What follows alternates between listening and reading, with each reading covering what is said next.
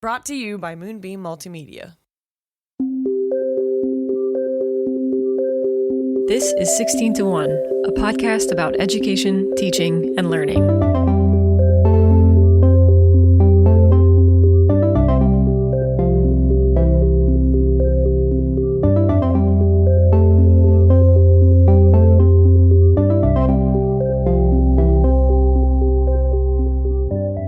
Hello. Hey. Hey. Hi. How are things? Good. Congratulations. Thanks. He looked at me in terror for a second. We've made it to 150 let's episodes. do that over. I don't want to sound stupid. I thought you had something exciting to tell me. No, that is exciting. That's the exciting thing. 150th. Happy 150 episodes. Happy 150. This is great news. We've made it 6 years and 150 episodes. We have. And some change of episodes that never aired of the 16 to 1 podcast. So many clips that will never see the light of the internet. But hey, I've had a great time with you, my co-host, Katie Day. I've had a great time with you, Chelsea. You're so talented, and this only happens because of your innumerable skills. Well, your energy also makes this podcast go, so Thanks. Thank you for doing this with me, and thank you for sticking it out for so long. And this is it. This is our last one. No, it's not. Maybe we should put a number in mind that'll be it, though. Like, maybe after X amount, we've said enough. Maybe there's no more There's just thoughts. nothing else to say. Yeah. We've said everything there is to say Yeah. about education. Yeah. I do want to take a moment, if we're reflecting on 150 episodes, and thank Stella, our dog, who only has to lumber about when we're recording, and our resident terrorist, the cat, Watson, who is Chelsea's nemesis on recording days. Yes, our constant without them, podcast companions. we probably would have 300 episodes out. That's true. So, That's true. That's so true. anyways, this episode's going to be a weird one. Yeah, we went back through the history of our shows. I didn't want to go as far back as you did. I've just decided that episodes like 1 through 80 are not to be touched. They are not to be touched, but I touched them anyway. To acknowledge the spirit of where you were going with that, we have definitely grown a lot and gotten a lot better at this process. Which is why I don't listen to like 1 through 80. Yeah. We clearly are working on finding our voice, like working on finding our editing skills. That's for me. I've also just gotten better at saying what I mean the first time. Like, I think I've edited myself more, you know what I mean, certainly throughout the years. And I've gotten a lot more aggressive with the editing. The best part about your time reflecting was the text messages I was getting, which was, why did you let me talk so long in so many episodes? I just don't like listening to my own voice. But I will say it was a really fun triptych. It was really fun to go back to the beginning of this show, which we started in 2020, in the very beginning days of COVID. I listened to us be excited that we hadn't gotten COVID yet, and then be disappointed when we did get COVID for the first and second time. A roller coaster. A lot of history in there, a lot of cultural history. We talked through different political moments that were going on. We've gone through multiple educational secretaries at this point. Yes, like we have change in the U.S. We've spanned some time. Yeah, we've gone through several evolutions of the show and had some great guests on, all kinds of great conversations. So anyway, this is just a bit of a retrospective episode, a fun opportunity for us to figure out what's still important to us, how we've grown and changed over the years.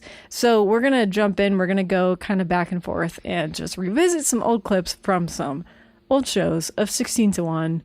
I guess for me, I was thinking, like, what are my core beliefs as a teacher? Like, what do I believe to be true about myself and my work and my practice and all of that? Yeah, I went into it going back to episodes that I knew were important to me for some reason. And I found questions or conversations that are still persisting for me even this many years later. Before we get into that, we have just a couple of quick announcements. Please, if you would, sign up for the 16 to 1 podcast email newsletter. That's where you can get the latest updates, episode announcements, resources, workshop offerings from Moonbeam Multimedia. That is us. If you value our explorations into the art of teaching and the science of learning, please consider becoming a supporter of 16 to 1. By completing the backer form on our website, you are helping us produce research-driven stories that challenge and improve our educational systems. And if there's a story in your local educational community that you think we should cover, we would love to hear about it. please contact us using our website or write to us at hello@16to1.com, all spelled out.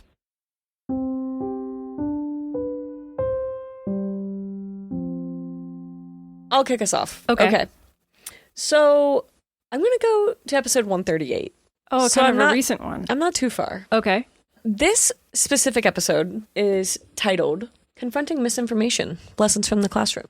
And the conversation leading up to this specific clip that you'll be hearing in a moment is at a time in which there was a post circulating online suggesting the possibility of a school shooting.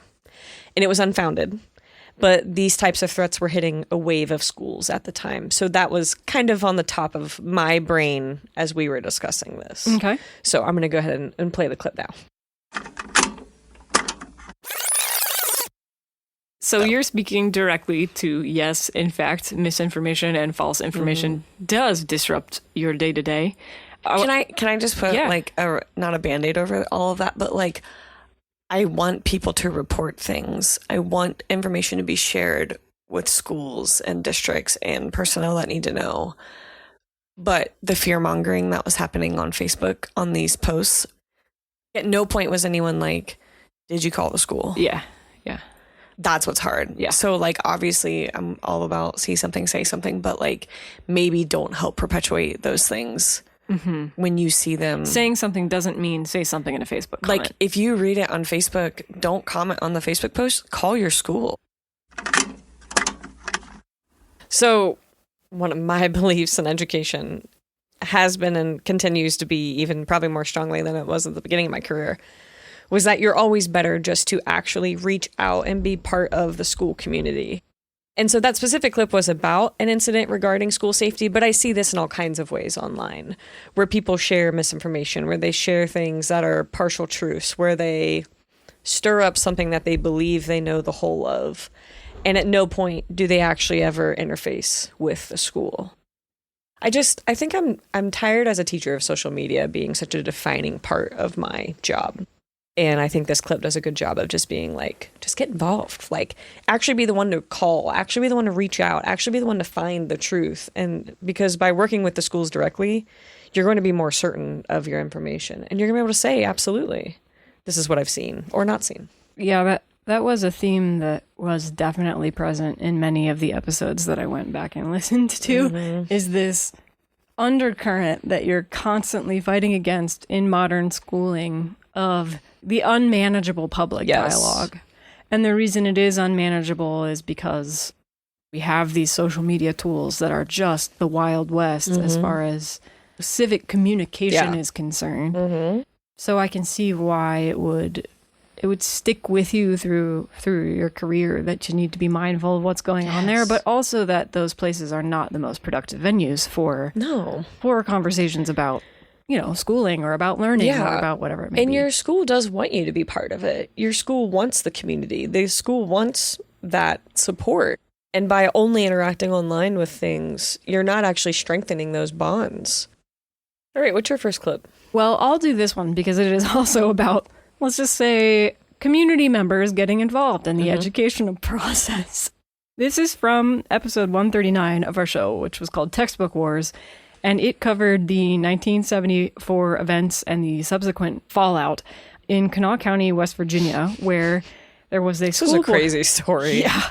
There was a school board vote over new reading materials that escalated into boycotts, fire bombings, and threats. Yes.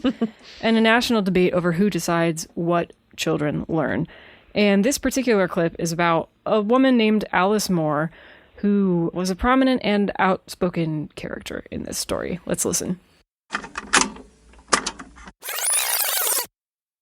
And the same for when news reporters or whatever would come in the town to cover it, right? And things like that. Like, you could hear them othering people by their language. Yeah, and there are more innocuous versions of this, too. Like, people regionally calling pop, soda, Coke, those things, Your all the buggies, same. your carts. It doesn't make any sense to say those things are either right or wrong. You mean like your yard jimmies? Yard jimmies, Which I if you love. will. Chipmunks, right? Chipmunks. We determined that's what that... Okay.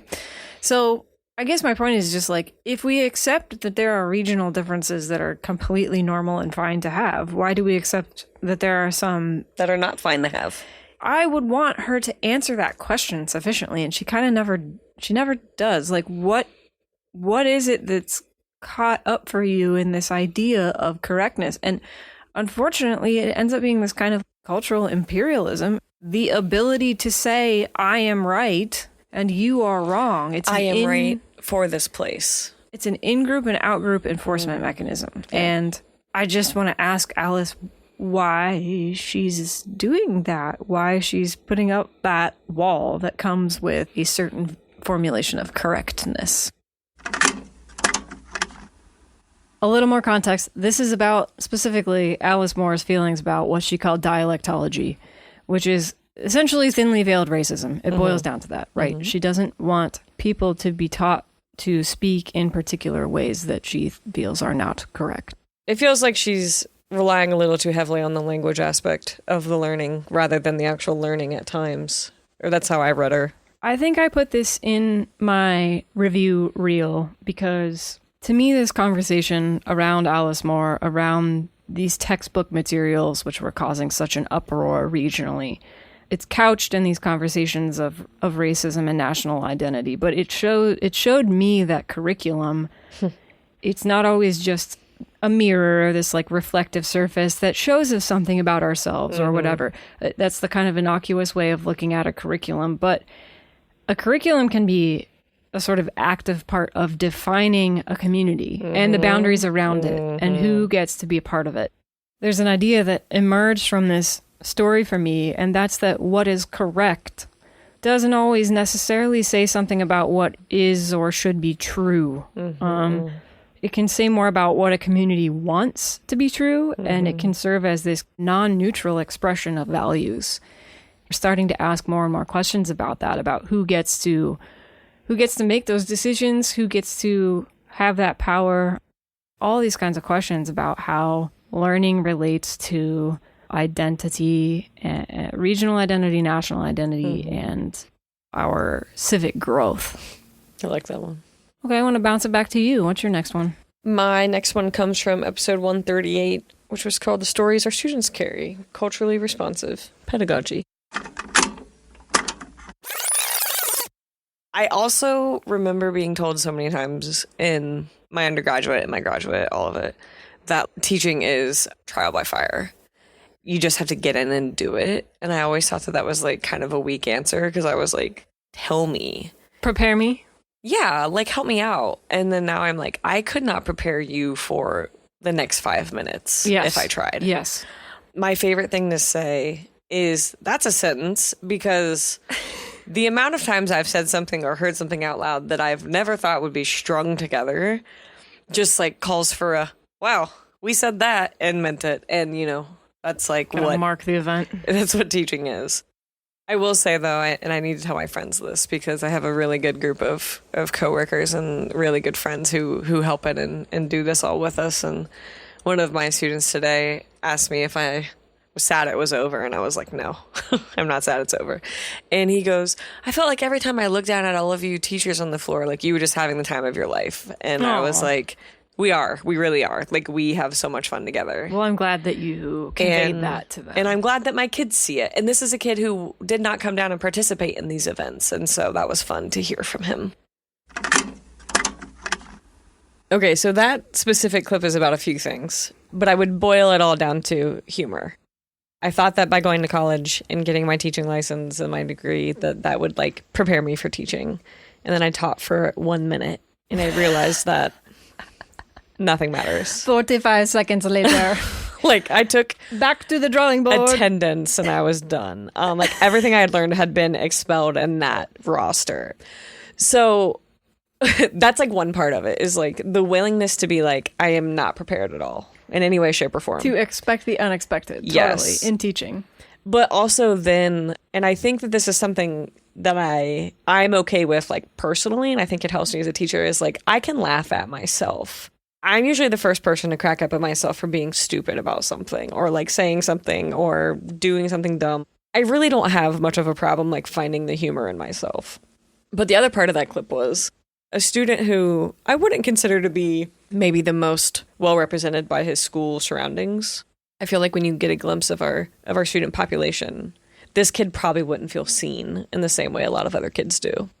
And he told me that during homecoming week that my friends and I, the teachers that I do this with, my co-advisor and everybody, we looked like we were having fun. And we were. I had a moment where I was like, not like I didn't know that they're paying attention, but like they see it. They see us enjoying it. They see us being whatever, vulnerable, I guess is maybe the word at times for some of the goofy stuff we do. But I feel like that whole conversation gets boiled down to being willing to accept that you're not at all prepared and still finding humor in it and being willing to try. And I think that those are things that I've like grown into more certainly since I've been teaching. And so now I'm much less afraid to try than I was before. Yeah, do you think that those things that you're talking about, the humility and humor, do those only come with confidence and experience in teaching?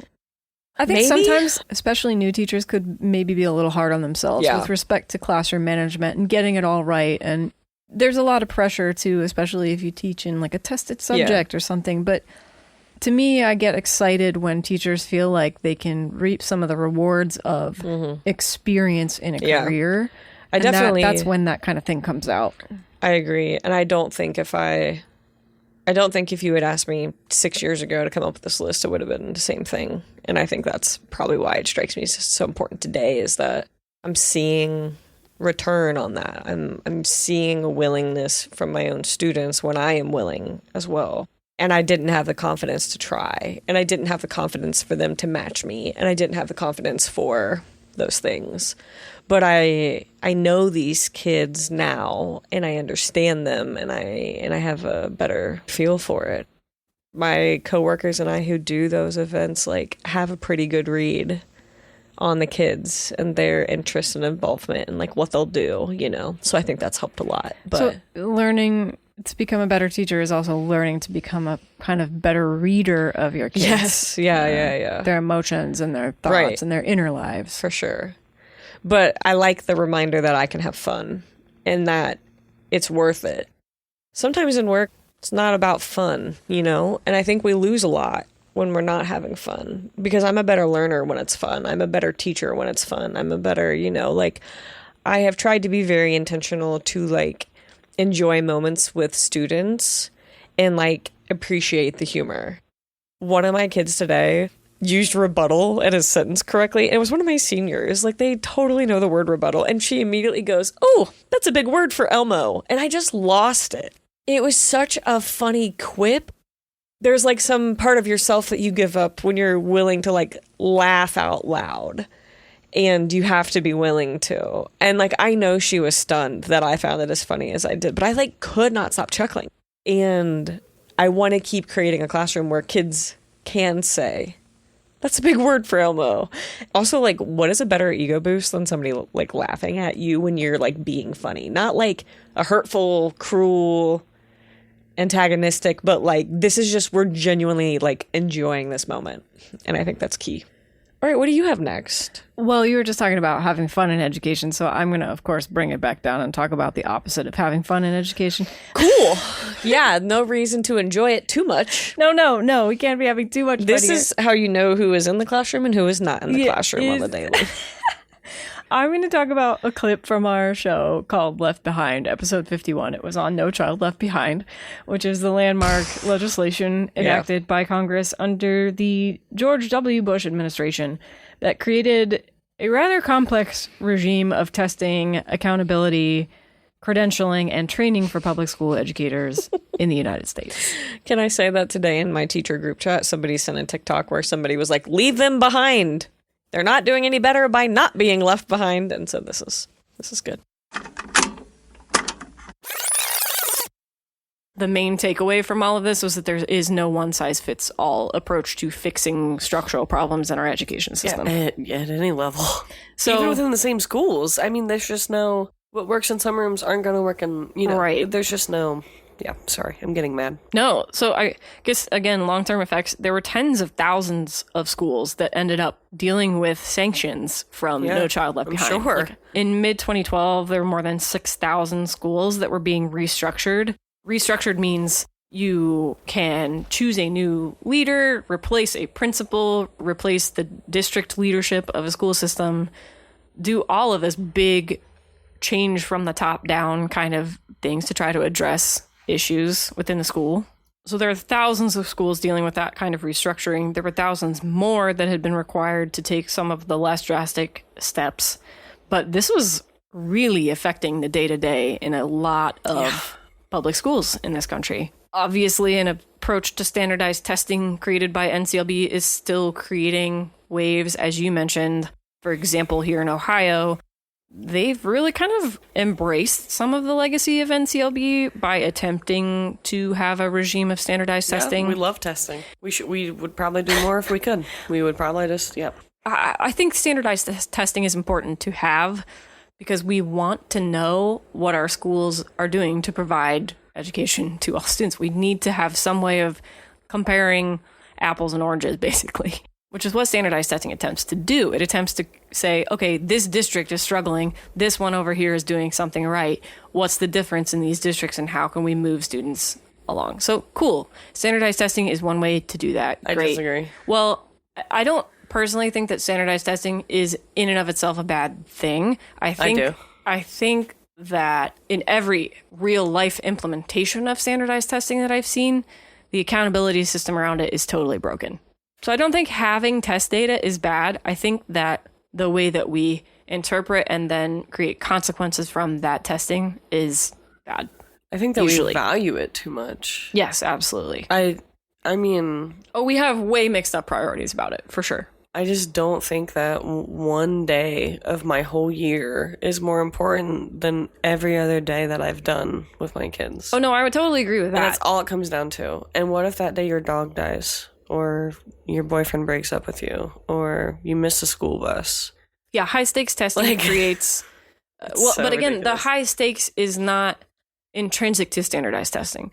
We've made it high stakes and it need not be. I don't know. We've just created this whole culture of fear around standardized testing that came from NCLB, and it should not be that way. It should be the data that we use to make informed decisions about how we're doing instruction. But what it's become is this horrifying high stakes song and dance where teachers end up having to spend gazillions of hours in their school year preparing students to take the test. And that's just not... It's not what we should be doing. And the reason we shouldn't be doing it is because we know the long-term results of NCLB. We know that it basically didn't work. It didn't work.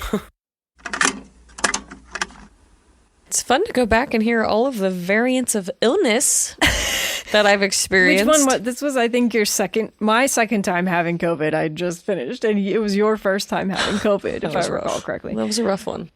This clip made it in here because I believe, maybe you believe too, that by now standardized testing is kind of circling the drain of usefulness in our country. Yeah. We're also seeing now a lot of attitudes, especially student attitudes, that I think are a kind of natural byproduct of a system that's all set up around standardized testing.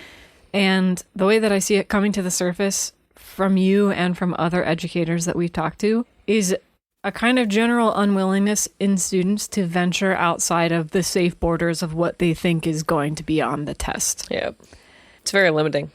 It's limiting, but it's also disempowering for students, ultimately, because they are only ever looking for the edges of what will be evaluated, trying to learn to those edges and not beyond. And they're doing that because they're kind of naive in one way. They know that they are going to be asked to perform on these tests in a certain way. They know that they know the stakes are high. And we talked about the high stakes testing. Yeah. And I think we're just, especially post-COVID, we are in need of some sort of new conversation or a revisiting of the conversation on the role that testing and test scores play in educational accountability systems. Yeah. To me, it feels like we're becoming impatient with it. Ready? Your turn. Next on my list, this comes from episode 134, where we did a interview with some of the people at the reporting project at Denison University in Granville, Ohio. In December of 2020, the website went live. This is actually true. I sent the website to Adam Weinberg. I said, "What do you think about this?" He's like, "This is amazing." I was like, "Cool." So that was it. And the president blessed it. yeah, he blessed You it. asked for forgiveness instead of permission, and it worked. Well, that was a worked this time where time. people were trying a lot of things out, right? Yep. That worked for us because we needed connection with the world because we were all closed in. So that was it. We did a series in the winter of 2021 with Newark Advocate. It was called Black Lives in Lincoln County and the NAACP. And we did a whole bunch of stories in February about the history and present of people of color in Lincoln County. At that point, we were meeting randomly. We were trying to get students involved. We were pulling teeth kind of at that point. But then we started meeting once a week. That was the big deal. We started meeting once a week. But we still weren't quite, we weren't doing it as regular, right? Alan came in a really opportune moment. I can't imagine a better moment because Alan retired and then he came to be a part of the journalism program full-time. And Intel made its announcement. I had been teaching here one course a semester for 23 years, while also working at the Columbus Dispatch, where I worked for 37 years, having started there as the Licking County reporter for the Dispatch, eventually working my way to become the editor of the paper. And I really wanted to get back to what drew me into journalism in the first place, and that was doing local news. It worked out perfectly that I was leaving the Dispatch regardless of what was happening here. But what was happening here was that a major had been approved, and we had all these students who were passionate about doing journalism, and this website that was just waiting to be filled. And it was January of 2022. Intel announces that it's going to build this big campus in Licking County, and we were casting about for what we might want to plant our flag in. So we kicked around a bunch of possibilities, and then we decided, well, how often do you get on the ground floor of something as big as this? And so we decided we're not going to cover the business aspect of this because everybody else is going to, and we're not really equipped to do that. But what we can do is cover the ripple effects of something this big. Kind of do our best to look around corners and see into the future and figure out how Licking County residents could be affected by this. And that took us to all sorts of places: education, transportation, agriculture, the environment, housing, so many topics that we could take on. So that's kind of how the ball started rolling in terms of our regular contributions to the website. And it's really evolved since then. One of the things that I think is unique about what we're doing is that we've tried from the beginning to have a collaborative model.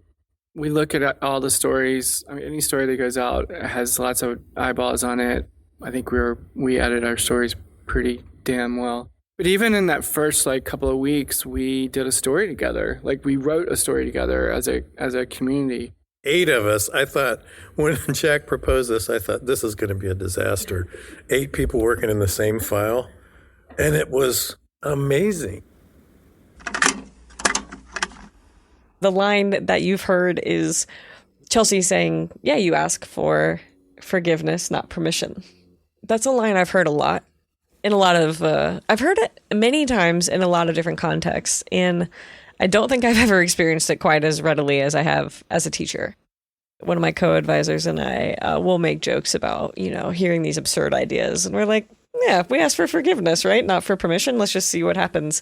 And it actually kind of goes into my last one, which is about the willingness to try. I do think that more things get done when you aren't so hung up on the red tape or whatever it is. And when you find innovative ways to make things happen. And then once you're able to sort of show it, then it can grow and become what it will be.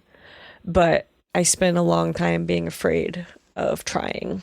And I think COVID empowered me in a lot of ways, much like what the reporting project people talked about. That's Jack Schuler in that interview. And our willingness to try. And it's kind of like a Miss Frizzle line, you know what I mean? Like, don't be afraid to make a mess and like just get in there and do it. You've got to know when it's the right call, and you have to trust yourself a lot. I've gotten much better at knowing when to trust myself in the creation of something or in the process of something. Yeah, I've seen you grow in that kind of confidence even since the beginning of the show. And I know that in education it's hard because what you're calling a red tape often comes with, like, you know, legal responsibilities, or these are not just rules. In a lot of cases, you're in a highly regulated environment. You have to meet certain requirements. Yes. But I have seen you take new risks and try new approaches, particularly with respect to how you will experiment in your classroom, with what you teach, with questions that you ask, or new voices that you're bringing to your students to discover and to talk through. So I think it's like healthy risk taking. Yeah, it is. Right? This is, again, something that kind of just comes with experience, knowing where boundaries are that you can push that serve your students well. What's next for you? Okay, well, I went really far back for one of these, all the way to episode 12. Nice. Where we had no idea what we were doing. We were so nervous. It was kind of funny to listen to this one, but we covered in that episode Ruby Bridges. This is a story of a 6-year-old girl turned civil rights activist who led a nation in a long, slow march toward the desegregation of public schools.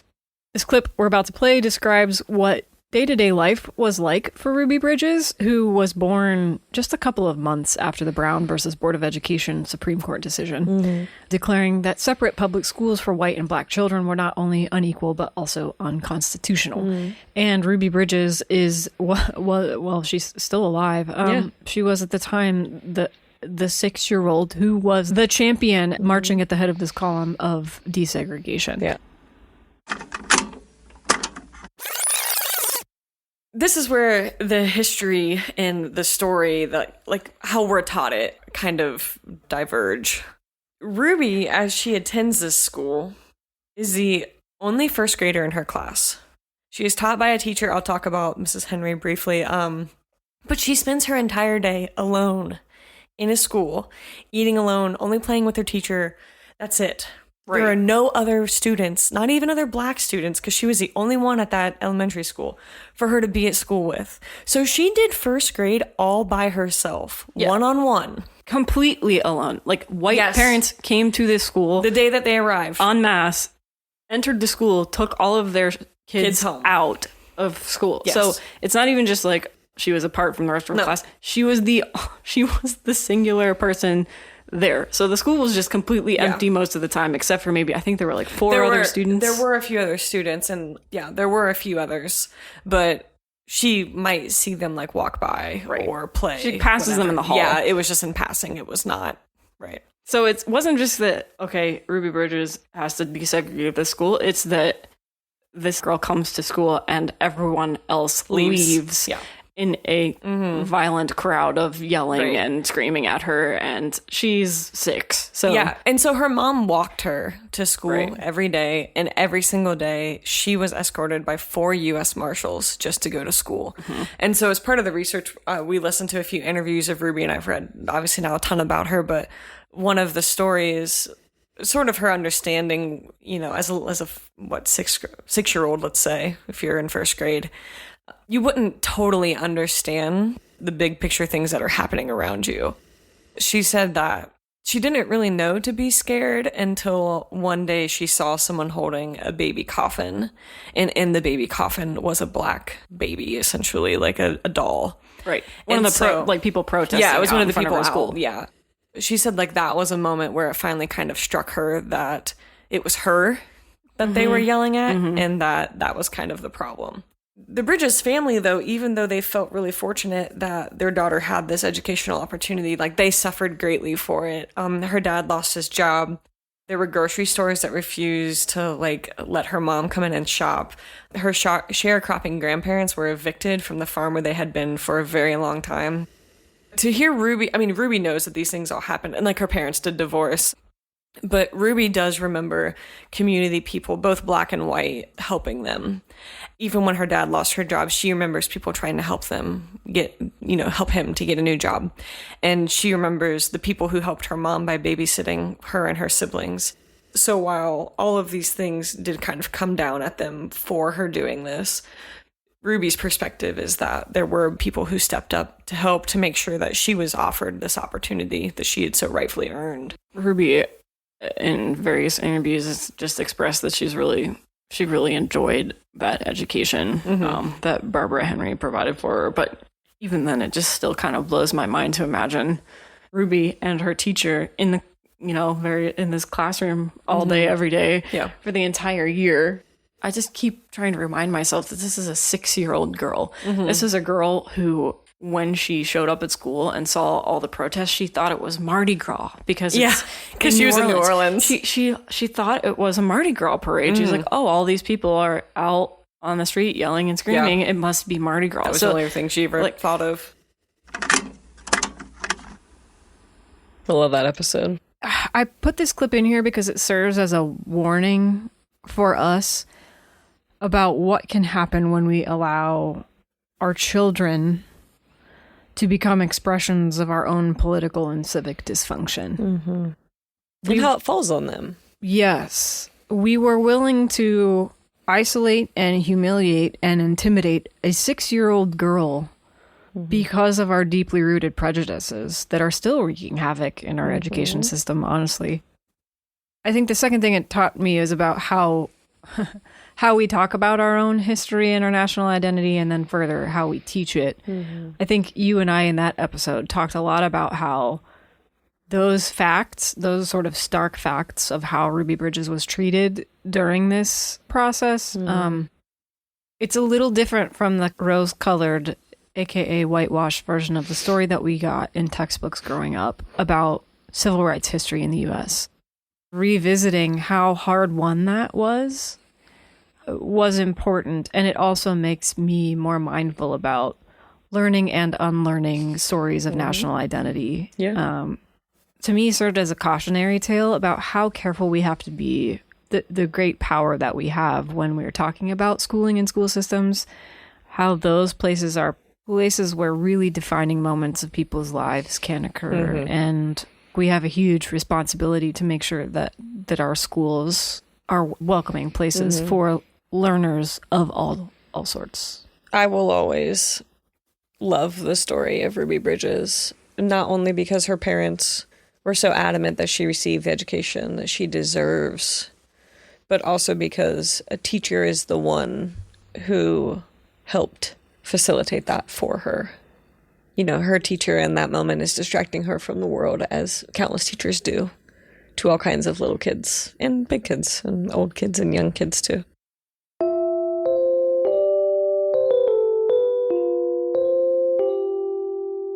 Would you like to step into the kitchen? What are we cooking? This is episode 143. This is from one of our Voices in Teaching episodes with one of our favorites, Tina, who has been mentioned multiple times on this podcast, but did an interview with us. And this title was Voices in Teaching, Tina Heinecke-Kurtz, Special Education Learning Strategist and National Board Certified Science Educator. It's episode 143. We laugh a lot in this episode. Individualized education plan drives every decision that has so much weight and has so much power.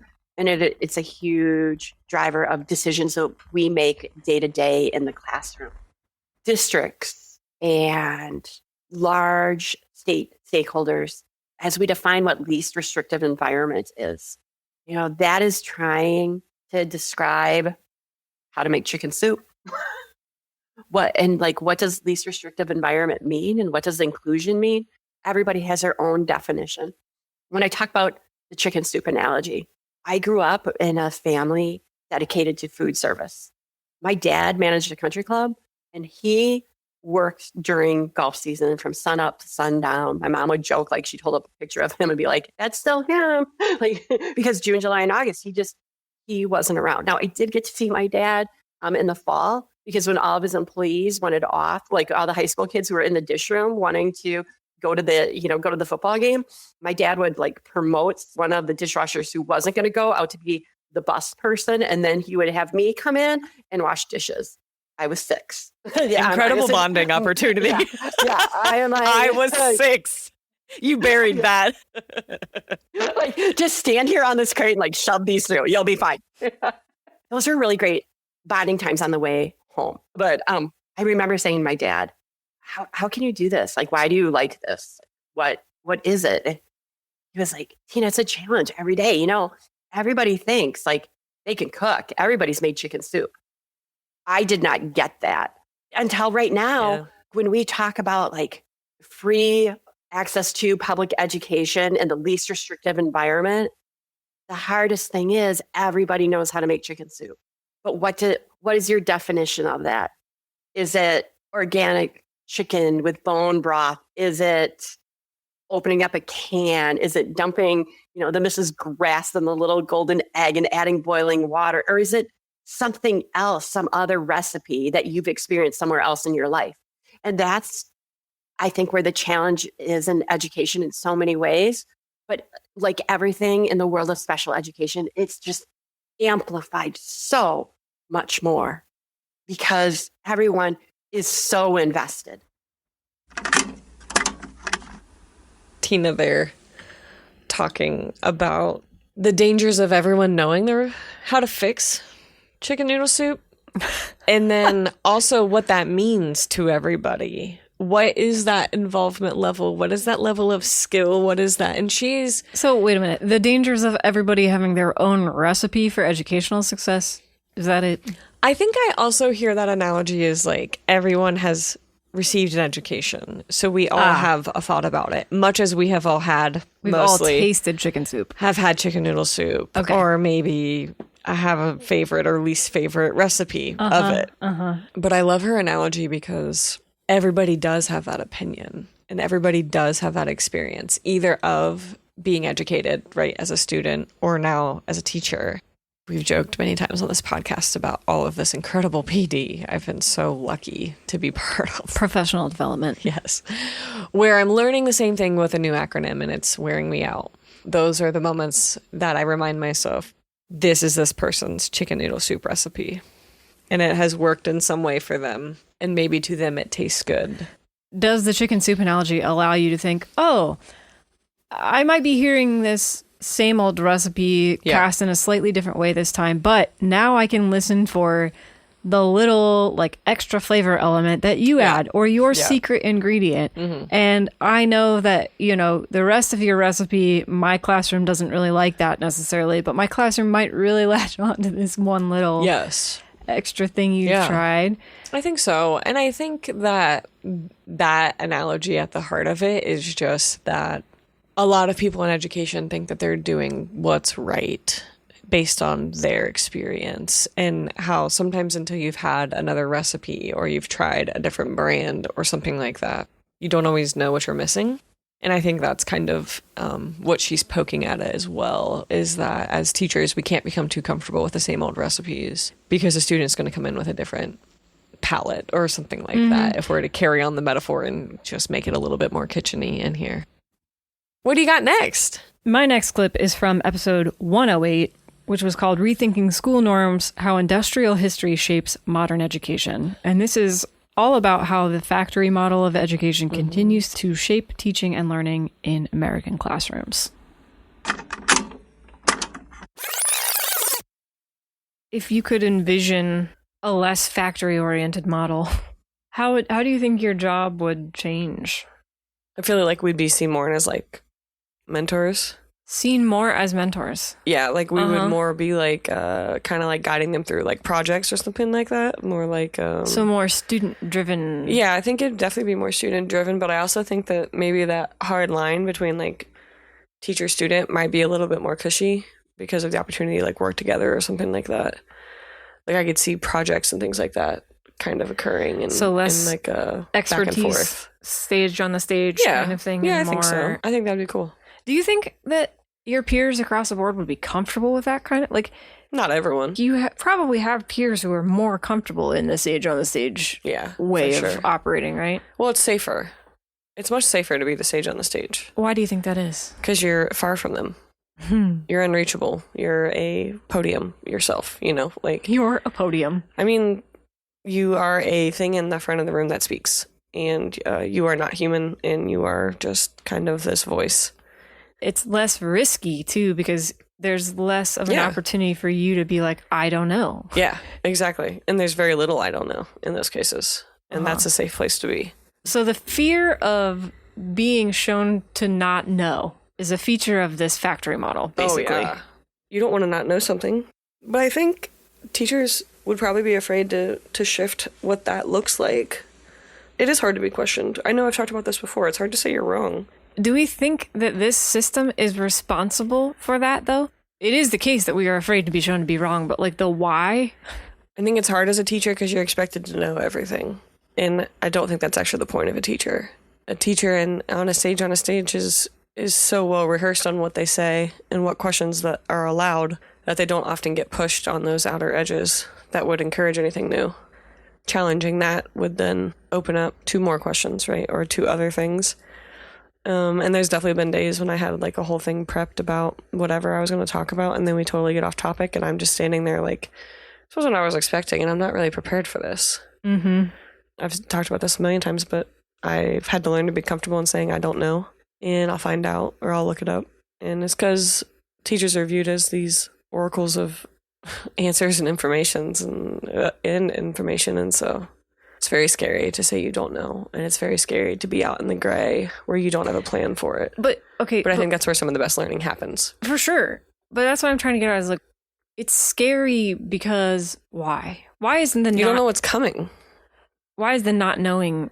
Because there's a certain element of teenagers that you'd like to be prepped for, Uh-huh. because they're scary.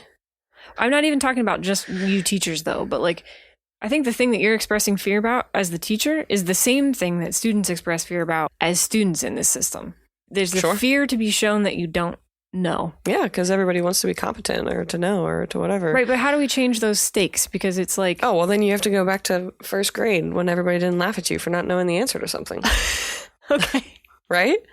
I mean, Okay. how many of us don't have a memory of being called on when our hands weren't up to answer a question that you don't know, and then everybody looks at you, and so then it's you how have we're no socialized from I the mean, beginning. in those experiences. Yeah, I'd say it's socialized because then everybody's looking at you, and you're sitting there like a little dweeb.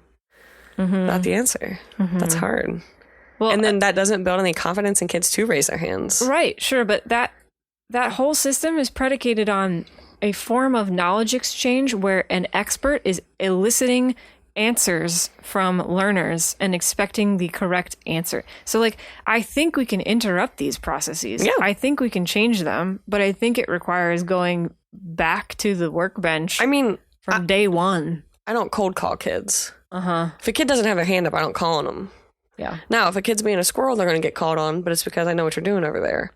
But if I have kids willing and eager and they're paying attention and they just don't have their hand up, I'm not going to call on them. And it's just because kind I of want them designed- to trust me. Right. And like, there's some kids that'll be like, oh, I'm not really sure, but I'll try. I'm like, awesome, try.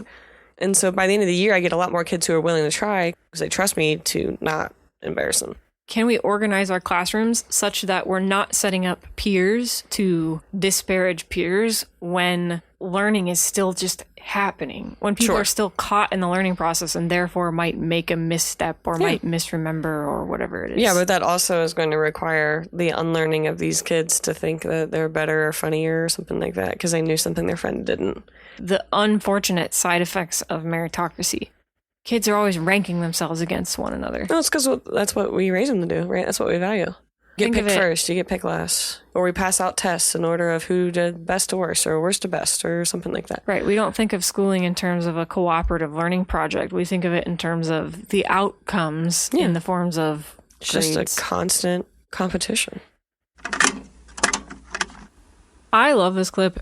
It gets at what I think one of the hardest things about teaching is, and that is how you are able to craft a space where it's okay for students to have no idea, to be unsure, and to be curious in an unguarded way. Not that they do that every time or reach that goal all the time, but I was curious to look back and see what episode that was from, because I know that not knowing something is something that's been very hard for me in my career. I'll probably never forget that one of the first parent complaint emails I got was because they were frustrated that I told a student that I wasn't sure and that they should Google it to confirm it. And I got an email while I was at a movie theater between myself and my administrator from this parent saying, how dare this teacher tell a kid to Google something? And I remember that being a moment where I was like, okay, I have to find an answer for everything. I can't not know something. And so it took a lot of time for me to undo that. And today I'm happy to be like, I have no idea. yeah, it's like a weight off my shoulder to not know. Like I've told you so many times, I'd like to know less. But that was such a formative moment for me in my career because it was like the first parent email I got and they were mad that I told a student I wasn't sure the answer and that they should Google it. That sounds really jarring. I really liked this clip though because it showed your own, personal growth. You were willing to look at the moments where you just don't know. And you're also talking about modeling it being okay to just not know sometimes for your students. The other reason I thought this clip was pretty important, addressing how this factory model of education, this kind of industrialized approach to classroom education, continues to bleed into the way we make decisions and set up our school systems and all of these things. I think it's a good reminder that we might need to every once in a while step back and say, is this system that we set up still serving us really well? Hey, are we at an inflection point where we need to reimagine how our school system addresses who we are? That you are willing to be honest about how difficult it can be. I think vulnerability is the word that keeps coming up again, but be vulnerable in front of your students and just say, I don't have that answer and you don't have that answer, but it's okay. We can get there together. It's, learning is not just about the destination of learning. Learning is also, it's about going from a state of unknowing to a state of semi kind of knowing or some days always revising. Yeah. All right. Why don't you play your last clip for us? My last one is from episode 144, and it was titled Writing the Textbook for Emergency Care, Pittsburgh's Freedom House Ambulance Service. I really enjoyed that episode. I love this one. This was part of our Pittsburgh tour that we did on the podcast. This work, though, and the creation and success of this entire ambulance service, the Freedom House Ambulance Service, I would say almost certainly because of another doctor that Dr. Saffer brought in to work with him. And that was Dr. Nancy Caroline. She had been working with Dr. Saffer while completing her residency in Pittsburgh. And she was named the first medical director for the Freedom House, and she helped to build that ambulance service team. She wrote the book that became the paramedic field guide. It's called Emergency Care in the Streets, and the 9th edition of that book came out in 2022. Yeah. I looked through her book as I was researching this textbook. I did too. There's more than 50 chapters with content covering things like chemical concerns, crime scene preservation, what to do in the event of terrorist attacks. And this textbook was the first of its kind. There weren't other textbooks addressing emergency care in the streets for the first 10 years after this came out. The fact that it's still being updated. It's still the book, it is from what I can still tell. The book. And I looked at it on Amazon. It was $212, but I did consider it. So Nancy is helping to support not only these EMS workers, but she also wants the training to go further to people like firefighters and other first responders, because they're going to be the people that are there as well. And so they should be learning it just like the EMS people are. So she advocated for that training, that technology. She pioneered the use of an EKG while in the ambulance. And over time, her goal was always to help train these workers for calls to be answered within 3 minutes of receiving it. That's life-changing. Dr. Caroline also, what made her so effective, I think, as a leader of this service was that she was doing it with them. She was in the ambulance. She was working the shifts. She was in communities, in the neighborhoods, in places where, frankly, probably seeing a white woman wouldn't have been what people expected.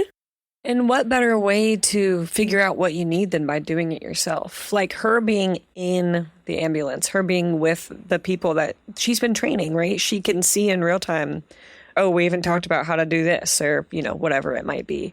Also social, like de-escalation training, like Yes. social situations. They were Yes. talking about how they had to earn and did successfully earn community trust.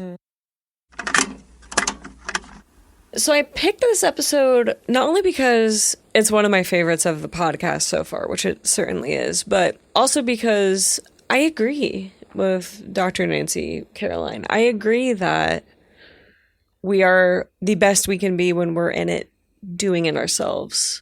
Her work was so important and so revolutionary because she was doing it with the people she was teaching. And so she was learning in real time what they needed. And I think sometimes learning is slow. I can't imagine how quickly I would be learning things if it was somebody's life in my hands. But I really like that her approach was get in the ambulance and do it with them. And you only learn what they need to know by experiencing it with them and seeing the gaps. How do you see that translate to your own classroom? Because you're certainly... I work in a war zone. Well, that's what I'm no, saying. I'm kidding. No, you're like, you're in the trenches in the way that she is in the trenches. It's a different kind of trench, I will agree. But I do think that some of my best teaching is sometimes the first time I've taught it. And it's because I'm experiencing it with them in real time for the first time. And so I have no foundation of questions that I should expect. Yeah, you don't have a template in your head of how you think it's supposed to go. Zero. I do not know what they will think. I don't know that when it's well scripted, but I certainly don't know it when it's the first time. And I think my co-teacher and I, Leah, experienced that a lot this year because we co-taught 1984 and neither of us had ever taught it before. We talked about that on the podcast in an episode, but I think that was a really good learning opportunity for us as teachers because it was pushing us and challenging us as well.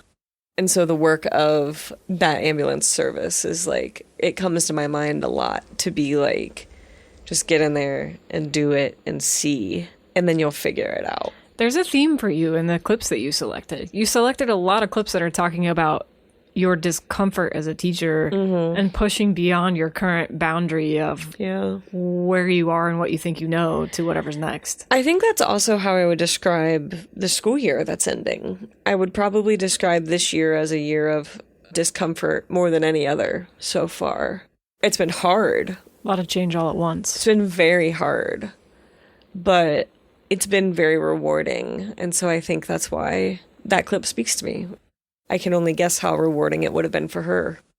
Okay, this is my last one. This is from our episode 132 called Seattle's Search for School Equity. This was a conversation that featured Vivian Van Gelder, who is an educational researcher. She's the lead author of a report that we talked about in the episode called Left to Chance: Student Outcomes in Seattle Public Schools, a Forensic History. Well, it's part of the catch-22 of our system. So folks want to get involved, but there's no clear avenue for doing that beyond your own child's school. And I keep finding myself using this phrase, nailing jelly to a wall, because anything that you do here that's kind of aimed at improvement, whether it be a group of families or a group of educators or the superintendent or the school board, you can get all the planets aligned. And the minute one of those elements changes, it's gone. And then you have to start that whole process again. So it is immensely frustrating for all of the stakeholders in the system to try to, because of that diffusion and that atomization of our system. And it wasn't meant to be that way. And I think it ties back into that accountability conversation. And I hesitate to use the word accountability because it just does sound so punitive and it's not intended to, but it's just that kind of like, when I say accountability, I mean like that insight into what's happening at every location in the system and where do folks need more support and how do we plug that in? I mean, that's what I mean by accountability. It's not like, oh, you're not doing the right thing, and so it's not that. It's like, okay, let's make sure that everyone's doing what we're hoping they're doing, and if they're not, we're getting them the support they need to do it.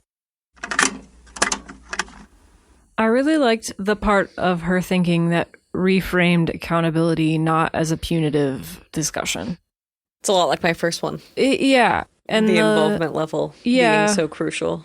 And it totally gets at what it feels like. That quote she had, nailing jelly on a wall, it sounds very messy and sticky, and that is exactly what it is like to try to move any needle anywhere. Yeah.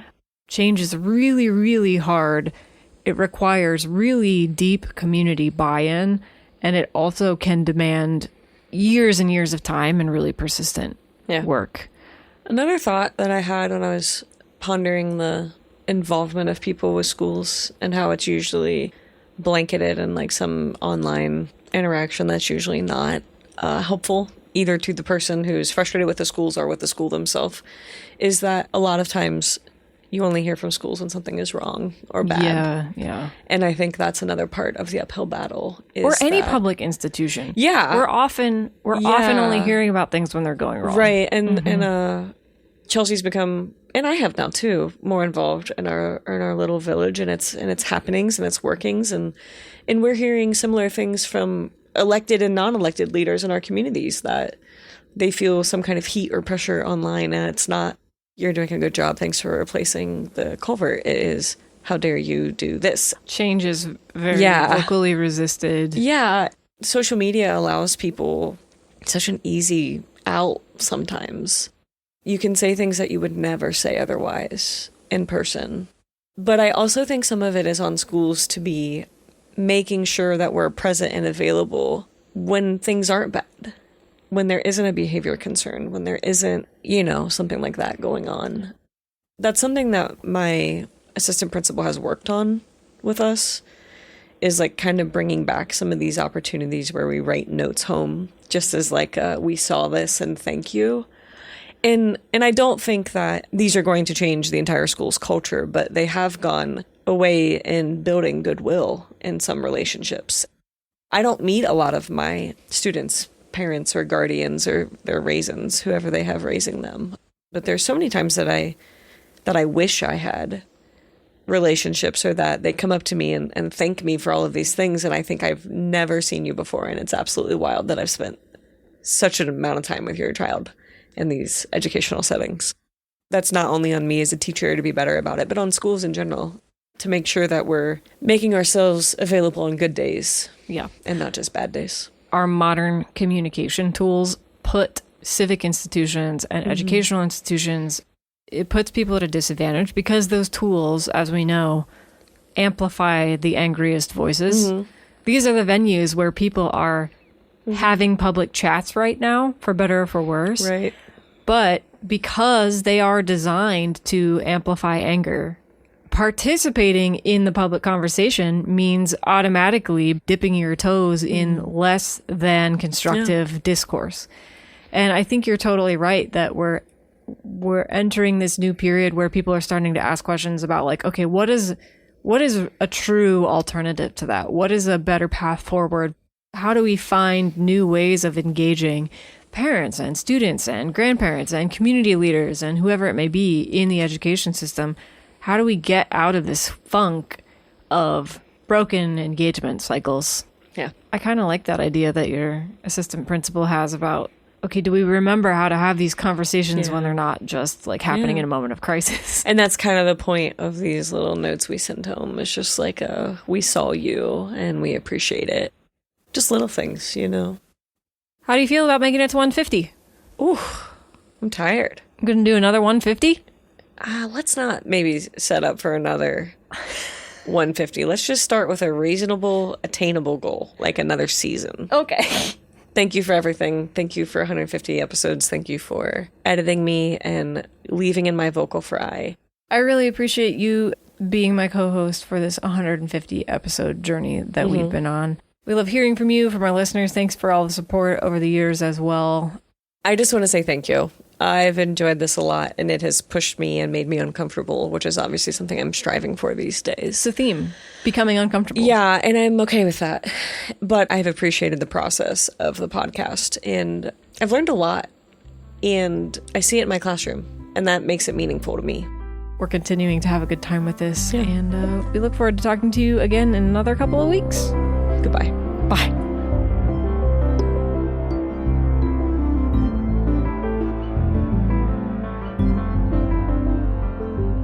Hello, listeners, and thank you so much for tuning in to this week's episode of 16 to 1. This show is produced by a two-woman team, your co-hosts Katie Day, our lead researcher and social media manager, and Chelsea Adams, that's me. I edit and produce the show, and I also make the music you hear in our episodes. Visit our website at 16to1.com for show notes and resources, or to get in touch with us. 16 to 1 is sponsored by Moonbeam Multimedia, a firm that partners with civic innovators, educators, and mission-driven organizations to help create stronger communities. I test kitchen gadgets for a living. Here's the best thing to buy for $12. Why did I go to college?